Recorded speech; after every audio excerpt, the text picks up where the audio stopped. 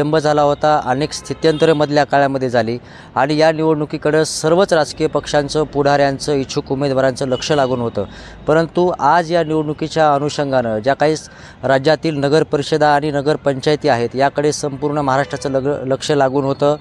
तद्वतच जिल्हा परिषदेच्या स्थानिक स्वराज्य संस्थेच्या निवडणुकांकडे देखील सर्वांचं लक्ष लागून आहे। परंतु आज नगर परिषदांच्या आरक्षणाची घोषणा आज निवडणूक आयोगाच्या वतीनं करण्यात आलेली आहे आणि या सर्वच आरक्षणाकडे संपूर्ण राज्यांचं लक्ष लागून होतं।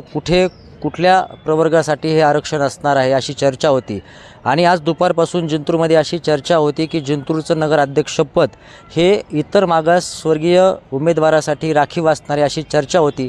परंतु माध्यमांमध्ये, सोशल मीडियामध्ये अशी अधिकृत माहिती अद्यापर्यंत पोहोचलेली कुठे दिसत नाही आहे। परंतु सोशल मीडियावरती जो मेसेज व्हायरल होतो आहे की ओबीसी अर्थातच इतर मागासवर्गीय प्रवर्गासाठी जिंतूरचं नगराध्यक्षपद राखीव असणार आहे, ही माहिती खोटी असून आज माझ्या हातामध्ये जे अधिकृत पत्र आहे त्या अधिकृत पत्रामध्ये स्पष्टपणे असं सांगण्यात आलेलं आहे की राज्यातील ज्या काही अनुसूचित जातीसाठी राखीव ज्या काही नगर परिषदा आहेत त्यामध्ये 11 ठिकाणी हे आरक्षण अनुसूचित जातीला आरक्षित असणार आहेत। त्यानंतर अनुसूचित जमातीसाठी राज्यातील 5 नगर परिषदांचं आरक्षण हे लागू असणार आहे। त्यानंतर ओबीसी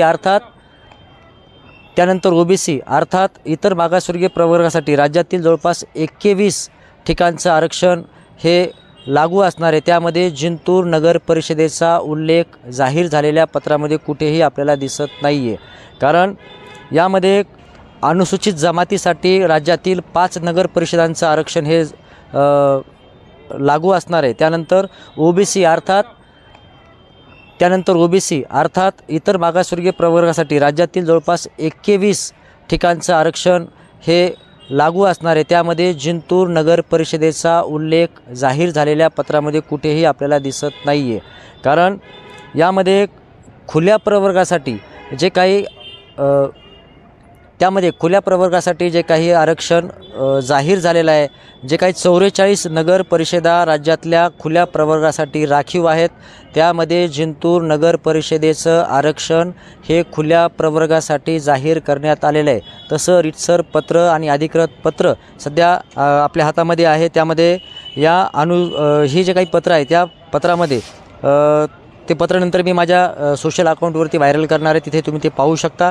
त्यामध्ये 129 क्रमांकाचे जे काय अनुक्रमांक आहे त्यामध्ये जिंतूर नगर परिषदेचं नाव आहे, जिंतूर 129, आणि यामध्ये स्पष्टपणे असा उल्लेख आहे की खुल्या प्रवर्गासाठी जिंतूरची नगरपालिका अर्थात नगर परिषद ही राखीव असणार आहे।